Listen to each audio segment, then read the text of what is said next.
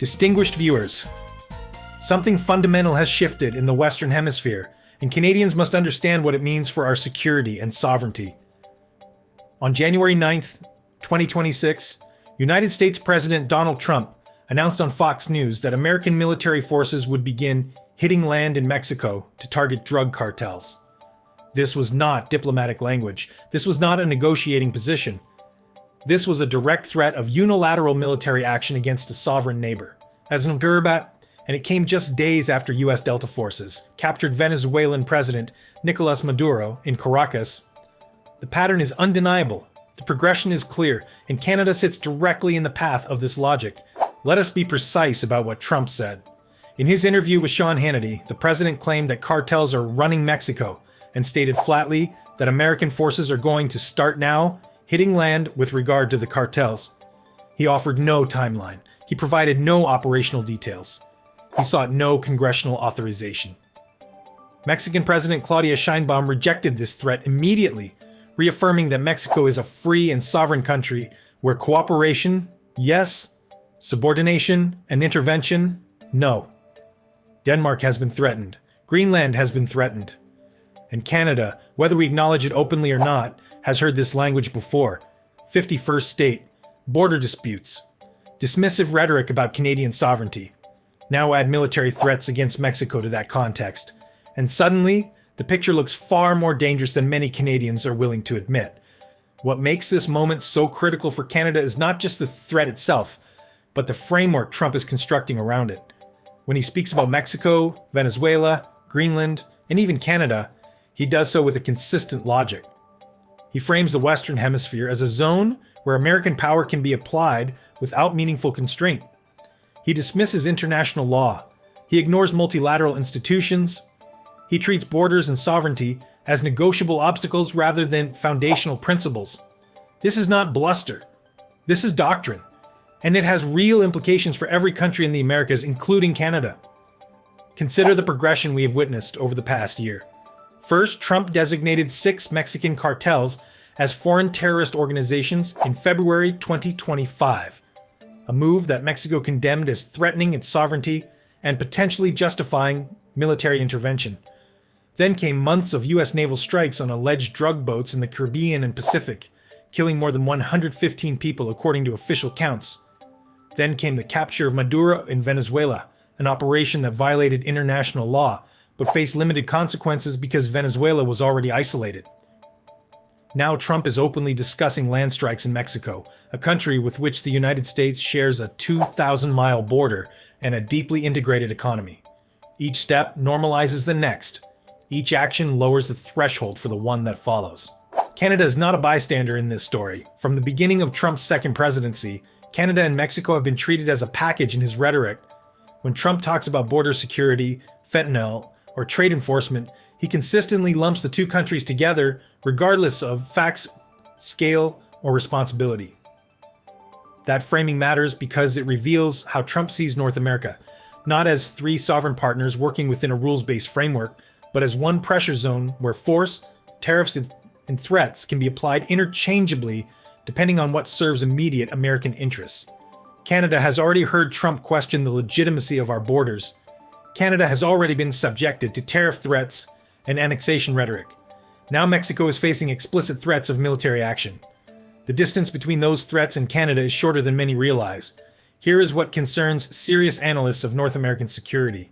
The most realistic risk for Canada is not tanks rolling across the border. It is something more subtle and more insidious. Implicit coercion, assumed authority, unilateral actions justified as security measures. This could take the form of increased U.S. military presence in Canadian airspace or waters without consultation. It could involve decisions being made for Canada, not with Canada. It could involve the United States asserting control over Arctic shipping routes or resource development under the justification of hemispheric security. Once those precedents are set, sovereignty does not disappear overnight. It erodes, and erosion is far harder to reverse than a direct confrontation. Trump's fixation on Greenland is directly relevant to Canada's Arctic interests. Greenland and the Canadian Arctic archipelago are not separate theaters. They are connected geographically, strategically, and economically. Control over Greenland would give the United States unprecedented leverage over Arctic shipping lanes, energy access, and military positioning as ice melts and competition intensifies. Canada's Arctic infrastructure is still developing. Our presence, while growing, remains thin in critical areas. That creates temptation, not for conquest, but for assumption, assuming patrols are necessary, assuming authority in the name of shared security, assuming Canada will accept it quietly because we lack the capacity or the will to resist. That is how sovereignty gets tested in the 21st century. Now let us address the counter-argument that some Trump supporters would make.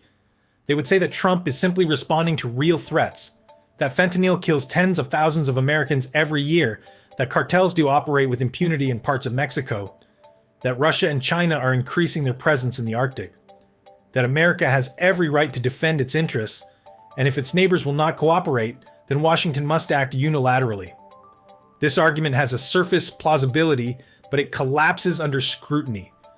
First, the fentanyl argument. Trump claims that cartels are killing 250,000 to 300,000 Americans every year through drug overdoses.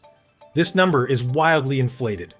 Preliminary data from the Centers for Disease Control cited by the Associated Press put U.S. overdose deaths at approximately 76,516 in the 12-month period ending April 2025, down nearly 25% from the prior year.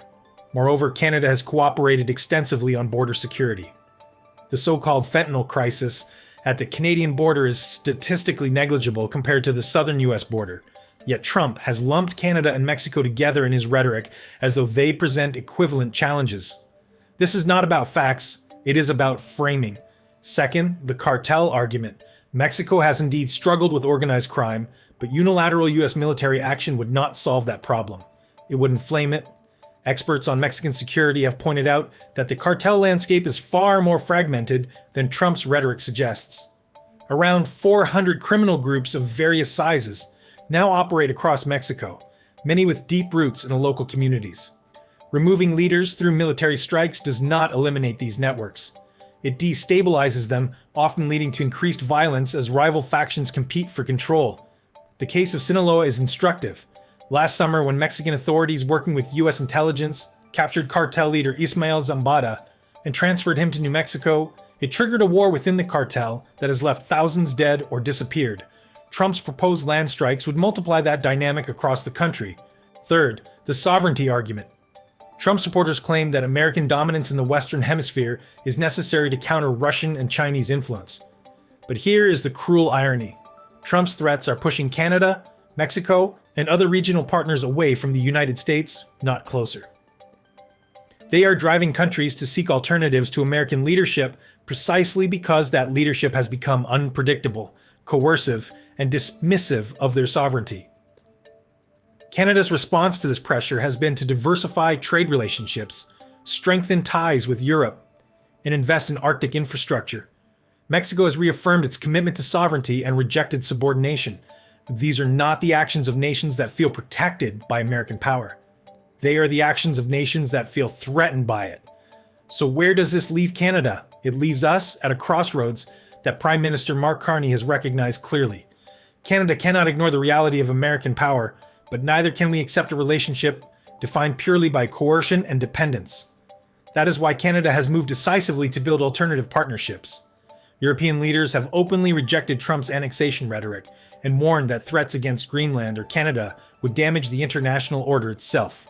France, Germany, the United Kingdom, and other NATO allies have issued joint statements defending Danish sovereignty over Greenland and affirming that these decisions belong to the people of Greenland and Denmark alone. Canada has been central to building this coalition. We have stood visibly with Denmark. We have reinforced Arctic commitments. We have made it clear that any threat to Canada would not be a bilateral issue, but a global one. This is not the Canada that Trump faced in previous years.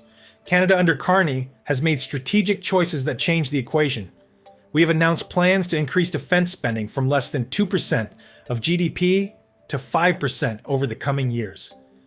We have committed 1 billion Canadian dollars over 4 years to improve dual-use infrastructure across the Arctic, including airports, seaports, and all-season roads that serve both civilian and military purposes.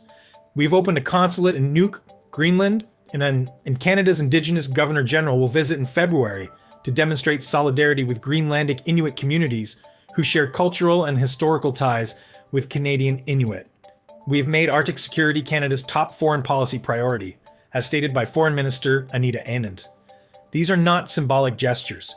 They are concrete investments in sovereignty that will take years to fully materialize, but send an immediate signal that Canada is serious about defending its interests. Trump's strategy relies on isolation.